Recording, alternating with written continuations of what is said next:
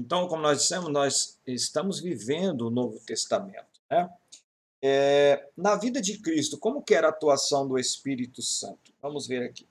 A terceira pessoa da Trindade teve participação ativa na existência terrena de Jesus desde o seu nascimento. Então, desde que Jesus nasceu até a sua morte e ressurreição, o Espírito Santo de Deus esteve na pessoa de Jesus.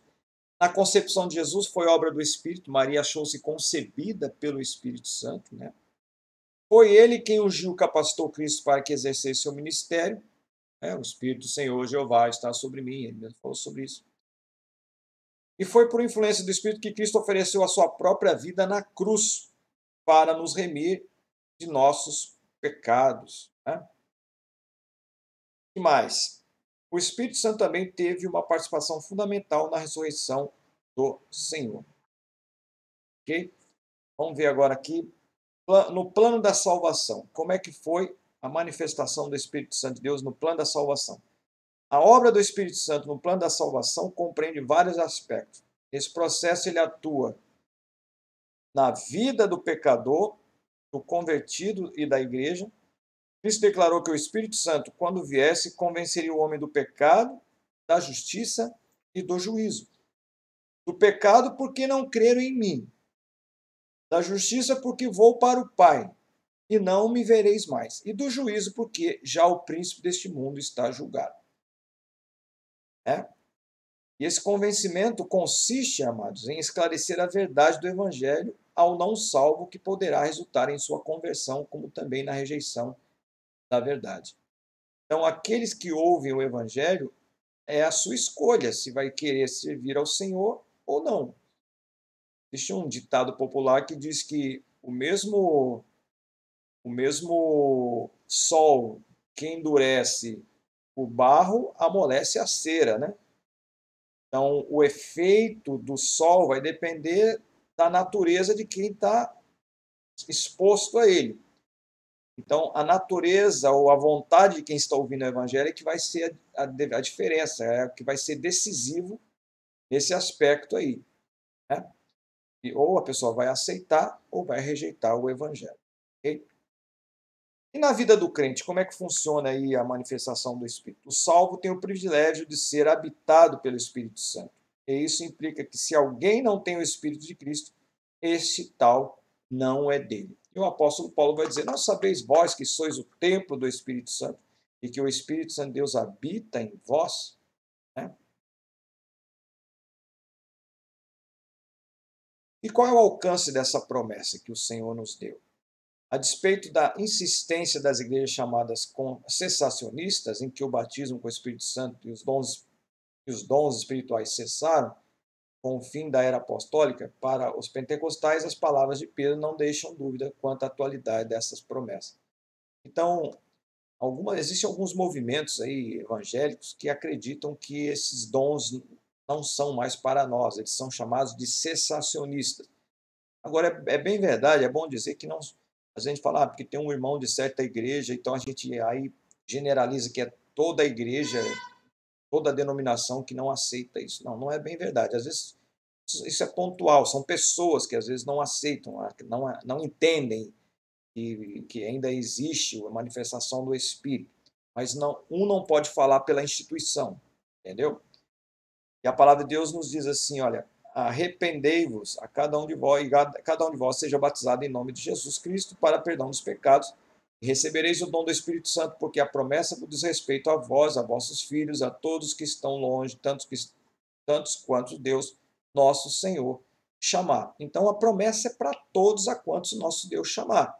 Não é para alguns, é para todos. A evidência física: os crentes reunidos no cenáculo, ao receber o batismo com o Espírito Santo, começaram a falar em língua conforme o Espírito Santo lhes concedia que falassem. Então, isso é uma prova de que o dom é real. Eles estavam todos reunidos com o mesmo propósito, estavam orando, estavam buscando, estavam jejuando, alguns, e no momento todos começaram a falar. Isso foi um sinal notório de que todos foram batizados com o Espírito Santo. Era alguma coisa diferente, sobrenatural. O fenômeno da glossolalia, isto é, o de falar em outras línguas, repetiu-se na casa do centurião Cornélio e na igreja de Éfeso. Então veja que esse mesmo fenômeno ele vai acontecer lá na casa do Cornélio. Foi igualzinho, a mesma coisa. E na igreja de Éfeso. Por essa razão, a doutrina pentecostal ensina que o falar em línguas é evidência de que a pessoa recebeu o batismo com o Espírito Santo. Tá? Então, nós entendemos que o falar em línguas é uma prova, né, podemos dizer assim, é uma evidência de que a pessoa foi batizada com o Espírito Santo. Porque, no geral, é isso que acontece. Dons do Espírito Santo. O dom espiritual é a capacidade concedida pelo Espírito Santo ao crente para desempenho de um serviço. Nós encontramos no Novo Testamento 3 listas de dons espirituais. Em Romanos 12, 6, 8 estão relacionados dons que representam serviços prestados pelo corpo de Cristo. Lá em Romanos também tem uma relação de dons ali, mas é de serviço, né? Além da profecia, ministério, ensino, exortação, repartir, presidir, misericórdia. Em Efésios 4:11, a lista compreende os chamados dons ministeriais. Aí são chamados para ser ministro, né? Um foi chamado para ser apóstolo, o outro ser profeta. O apóstolo hoje seria um missionário, né? O outro um evangelista, pastores e mestres, né? Cada um foi chamado para um dom específico. E a Bíblia diz lá, a um pelo Espírito é dada a palavra da sabedoria, e a outro pelo mesmo Espírito, é bom que se diga mesmo Espírito, né? A palavra da ciência, e a outro pelo mesmo Espírito a fé, e a outro pelo mesmo Espírito os dons de curar, e a outra a operação de maravilhas, e a outra a profecia, a outro dom de discernir os espíritos, e a outra a variedade de línguas, e a outra a interpretação das línguas. Então você veja que, independentemente de qual seja o dom, é o mesmo Espírito. Ela é movida o mesmo Senhor, né? O mesmo Deus, o mesmo Espírito, que é o Espírito de Deus, que é o Pai, é o Filho e o Espírito Santo, é Deus, né? Eles são 3, os 3 trabalham em harmonia. Ora, esses dons são gerados pelo Espírito Santo que está em nós, né? Que habita em nós agora. E esse dom ele é dado quando a pessoa é batizada com o Espírito Santo. Precisa ser batizada com o Espírito Santo para ter esses dons. Para ter fruto do Espírito, não. Para ter dons espirituais, sim. Tá? Precisa ser batizado. O que é a palavra de sabedoria? O dom da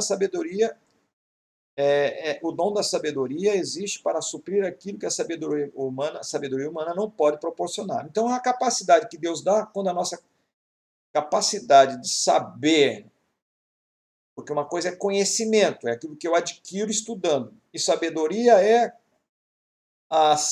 vamos dizer assim, é aquela capacidade de aplicar bem aquilo que eu conheço. Isso é sabedoria.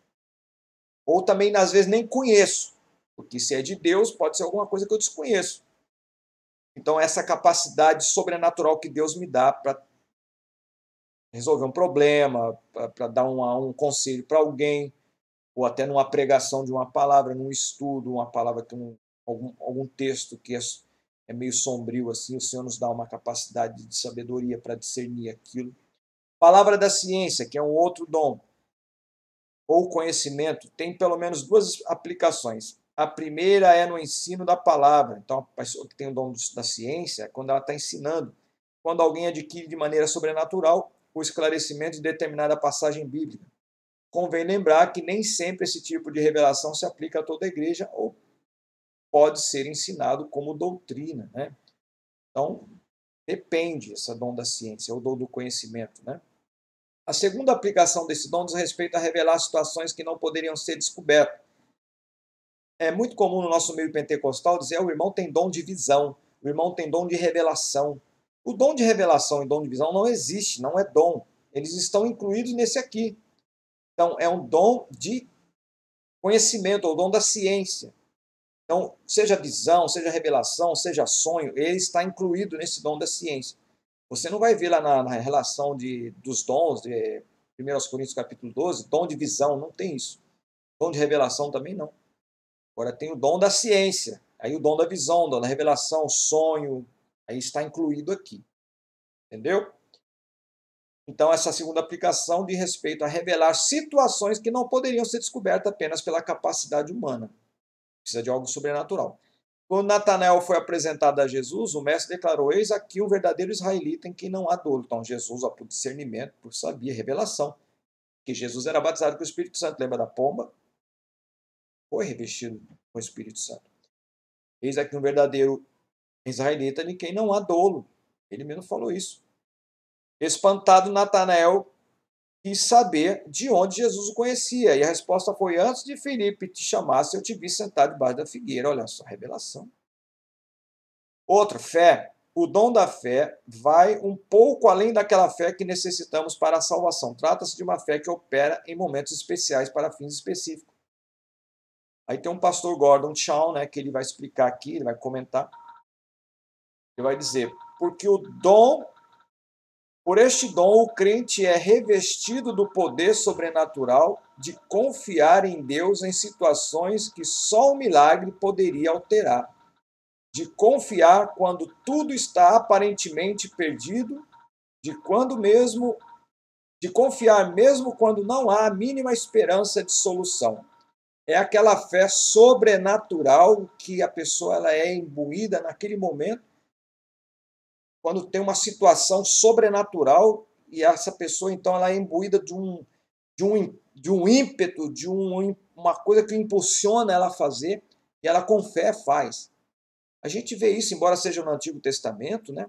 Nós vemos lá o Sadraque, Mesaque e Abednego, né? Quando são lançados, vocês por acaso fizeram, foi de propósito que vocês fizeram isso, né? O Nabucodonosor disseram que eles tinham que adorar imagens enquanto tocassem as trombetas, a Duf, a instrumentos todos. Todo mundo se dobrou e o Ananias, Misael e Azarias ficaram em pé, né? O Sadraque, Mesaque e Abednego. Aí ele disse: é por acaso que vocês não dobraram a minha imagem? Se dobraram a minha imagem? Aí eles disseram: ó, nós não precisamos responder a você a respeito disso. E tem mais. O nosso Deus a quem nós servimos, ele pode muito bem nos livrar da tua mão. E mesmo que ele não livrar, fica sabendo, rei, que nós não vamos nos dobrar diante da tua imagem. Irmão, isso é dom de fé, meu irmão. Se isso aí não for dom de fé, eu não sei o que é. E Deus honrou a fé deles. Né? A galeria dos heróis da fé de Hebreus revela uma série de personagens bíblicas, né? Que dotadas com esse dom. Então nós temos lá vários dons. Dons de curar. As curas eram frequentes tanto no ministério de Cristo quanto no dos apóstolos. Então, dom de curar é aquele dom também que a pessoa tem de curar. Ah, mas é só quem tem dom de curar que pode curar? Não, Jesus diz lá em Marcos que colocará a mão sobre os enfermos e o curarão. Se Deus tiver o propósito de curar, alguém vai curar. Mas existem aquelas pessoas que têm um dom específico de cura. Eu conheço, já vi. E ela, mesmo quando você orar, Deus não curar, mas aí, por misericórdia, Deus usa ele e vai curar. Eu não sou menor, pior do que o irmão por causa disso, é porque o irmão tem um dom. E a gente tem que entender como é que funciona isso. Né? Operação de maravilhas. Por meio desse dom, o crente pode realizar prodígios que não se explicam por meios naturais. Então, é uma pessoa que tem um dom, né? Às vezes se confunde com esse dom de fé, né? O dom de maravilha. Pode ser uma coisa sobrenatural. Né? Nós conhecemos uma irmãzinha também, que a sua sobrinha tinha morrido. Ela estava grávida numa pedra no hospital lá, já estava na pedra, né? Fazia horas. E Deus mandou ela lá, ela orou pela irmã, pela sobrinha, já estava gelada. E ela estava grávida ainda. Deus ressuscitou a sobrinha dela e a criancinha sobreviveu também. Isso foi notório lá em São Gonçalo, a irmã Conceição, né? Todo mundo conhece essa história lá em São Gonçalo. Né? E a menina está viva até hoje, duas estão vivas. A irmã Conceição já partiu para o Senhor e as duas estão vivas lá. Né? Dom de profecia. Podemos definir profecia como uma mensagem inspirada pelo Espírito que o profeta entrega à igreja com o propósito de edificação, exortação e consolação. Então, a palavra profecia, o dom de profecia, é aquela pessoa que tem o dom de profetizar. Né? Não é aquele, eis meu servo, eu te digo, tal. Essa daí está dentro daquele dom do conhecimento. Né? Não é, isso aqui é outra coisa. Não é esse aqui, dom de profecia, não é essa profecia que a gente pensa que seja, não. Alguém é usado por profecia. Ali está tendo o dom do conhecimento. Tá? Então, quando alguém está pregando, ou está ensinando com esse dom de exortar, de consolar ou de edificar, aí é uma palavra, é um dom de profecia. Uma pessoa que tem um dom de pregar a palavra, né? Um dom de profecia. Consolar significa oferecer alegria e paz. Quando a Bíblia nos ensina que a consolação é para todo o corpo de Cristo, aprendemos que ao receber o amor de Deus, também recebemos as ordens e capacitações para amar ao próximo como esse mesmo amor. E o que é discernimento espiritual? Já que nós estamos falando, esse dom é de grande auxílio também. Esse dom, quem tem não sabe que tem. O dom do discernimento é aquela pessoa que tem uma capacidade de identificar quando alguém está sendo usada, ela sabe se é Deus ou não é. Quando é Deus, a gente sente paz. E quando não é, a gente fica agoniado. Quem tem o dom de discernimento sabe que é assim que funciona. Quando você ouve alguma coisa que vai contra, outras pessoas que não têm esse dom podem até, né, não sentir nada. Mas você que tem esse dom, você fica agoniado. E você se levanta e vai lá e repreende em nome de Jesus. Então, esse dom é de grande auxílio para a igreja, pois se presta a distinguir o falso do verdadeiro, o espiritual do carnal, o divino do maligno. Em resumo, pelo discernimento, a igreja fica protegida dos ataques mais sutis de Satanás ou de qualquer manifestação ou influência que não provenha de Deus. O apóstolo recomenda: amados, não creiais em todos os espíritos, mas provai se os espíritos são de Deus, porque já muitos falsos profetas se têm levantado no mundo. Então é um dom muito importante. Dom de variedade de línguas. Podemos definir a variedade de línguas como a manifestação oral e sobrenatural de uma língua nunca antes estudada por quem a expressa. E do mesmo modo, em geral, incompreensível para o ouvinte. Nós temos a glossolalia, que é falar em língua estranha, que não existe. E temos a xenolalia. Xenolalia são línguas, idiomas. São línguas que existem. E tem alguns irmãos que falam em línguas existentes.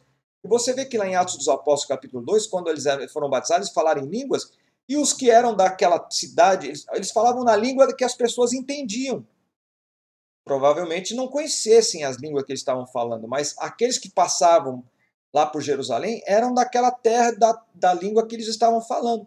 Como se fosse no Brasil, alguém falasse assim em chinês, falasse em japonês, em árabe, e mesmo sem saber. E as pessoas que estivessem passando e sabiam da língua, entendiam o evangelho e glorificavam a Deus por causa disso. Isso é xenolalia, uma língua que existe. Agora, glossolalia é a língua que não se fala mais, é uma língua que não existe.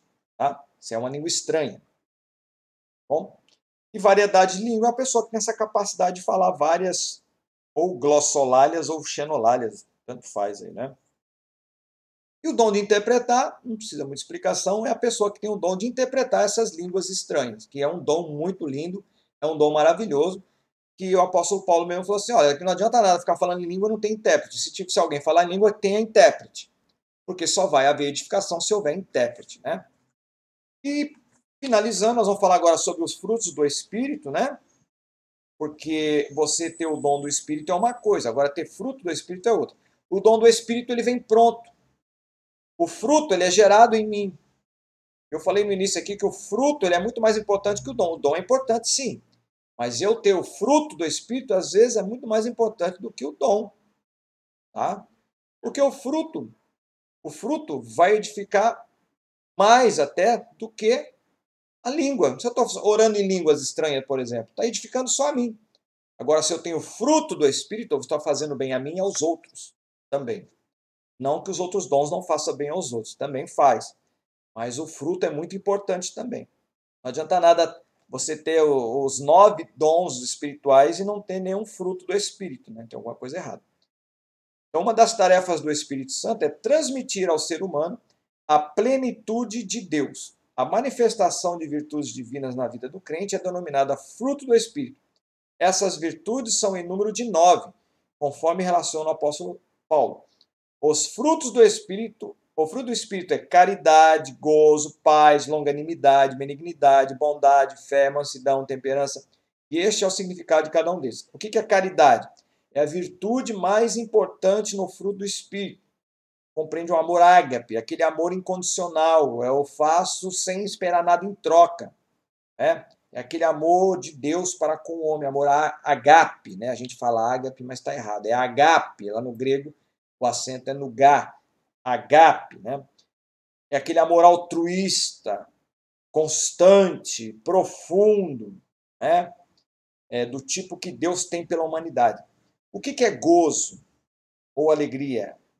Vem da palavra grega cara, noshara, indica a alegria resultante de nosso relacionamento com Deus. Isso aí que é gozo. Paz, consiste no sentimento de bem-estar interior, um estado de tranquilidade e quietude que se mantém inalterado mesmo nas piores circunstâncias. Quando Jesus disse, dou-vos a paz, mas não lhes dou a paz como o mundo a dá, porque para o mundo paz é ausência de conflitos, mas na paz que Jesus dá, é aquela paz que mesmo havendo conflitos, havendo problemas, ele nos deixará em paz. Essa que é a diferença. A paz de Cristo é essa. Longanimidade, do grego macrotímia, significa temperamento, né? Fala de um temperamento equilibrado, a pessoa que é longânima, né? Controlada por Deus, que produz no crente a paciência, que lhe permite esperar no Senhor sem perder a esperança. Ele não é agoniado, né? Ele não é avexado, ele espera em Deus. Ele não se deixa dominar pela ira, ele é equilibrado, ele é zen. Né? Benignidade também é um fruto do Espírito. Indica não somente a bondade resultante da pureza, mas também a disposição graciosa no caráter e nas atitudes, que inclui na ternura, a compaixão e na doçura. Isso é que é benignidade. A pessoa que ela é benigna, ela é do bem. Né? Bondade consiste na prática. Então, benignidade tem a ver com uma coisa que eu sou. Bondade tem a ver com aquilo que eu demonstro. Benignidade é o que eu sou dentro. Bondade é o que eu mostro por lá de fora. Certo? Grave isso aí. Consiste na prática. Então, ela é a praxis da benignidade, a bondade. Então, é o fruto da benignidade, que é a bondade. Né? Ela consiste na prática da benignidade. Aí, ó. Nos atos generosos e altruísta. Altruísta é aquela pessoa que faz sem esperar nada em troca. Né? E mais, que praticamos a favor dos irmãos em Cristo e da humanidade em geral. Fé ou fidelidade parece ser aqui tradução mais exata, fidelidade, sendo essa virtude um atributo de quem tem fé. A graça e a paz de Deus estão sobre os fiéis, sobre aqueles que têm fé. Mansidão, a Bíblia também diz aqui, um fruto do Espírito é mansidão. Implica 3 ideias primordiais. Primeiro, submissão à vontade de Deus. Mansidão. O camarada que é manso, ele é submisso a Deus. 2, disposição para aprender. Tem muito crente que já sabe tudo. Eu já sei tudo, eu já sei tudo. Eu já sei tudo. Não, eu não sei nada. Nós somos eternos aprendizes. Né? Uma pessoa que se acha que já sabe tudo, não aprendeu nada.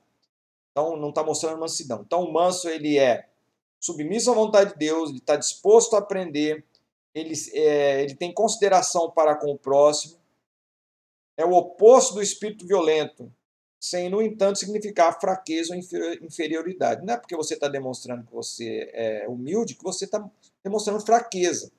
Muita gente que confunde. Eu não quero mostrar humildade que vou parecer que eu sou fraco. Quem diz isso era o Nietzsche, né? O Friedrich Nietzsche. Ele condenava os cristãos porque achavam que nós não tínhamos virtude, que nós éramos como cordeiros, né? Mas pobre Nietzsche, né? Ele morreu e Deus está vivo. Deus é vivo, né? Deus é. E temperança, né? Temperança ou domínio próprio indica o controle que o crente exerce sobre a própria vida, principalmente naquilo que ele mais é tentado. Isso é que é temperança. O camarada se controla. E a ênfase que a igreja pentecostais costumam dar aos dons espirituais tem levado muitos crentes a esquecer uma verdade fundamental. A verdadeira espiritualidade não reside nos dons, e sim nos frutos do Espírito. A igreja de Corinto era agraciada com todos os dons, mas ainda assim os seus membros eram carnais. Olha que tragédia, né? De nada nos valerão os dons espirituais e as virtudes do fruto do Espírito. Nada nos valerá, ou nos valerão os dons espirituais se as virtudes dos frutos do Espírito não se manifestarem na nossa vida. Não adianta eu ter os 9 dons espirituais. Se eu não tiver o fruto do Espírito, sou como uma lata vazia, como um símbolo que retina, um sinal que faz barulho só e mais nada. A verdadeira vida espiritual que Deus espera de nós pode ser aprendida quando conhecemos melhor a pessoa, a obra, os dons e principalmente o fruto do Espírito Santo. Amém, meus queridos? Então, aqui nós terminamos teremos muito mais coisa para falar, mas o tempo não nos permite, né? Se fosse um curso mais avançado, a gente avançaria mais, aprofundaria mais, mas eu creio que o que nós falamos aqui já está de bom tamanho para o que se destina ao que se destina o nosso curso. Que Deus abençoe vocês. Até a próxima aula. Vai ser já a quarta aula, né? Será? Nós vamos falar, então, será sobre a lição número 3, que é a doutrina da salvação. E depois vamos falar sobre a doutrina das últimas coisas. Bom, que Deus abençoe a todos vocês. Fiquem na paz do Senhor. Paz.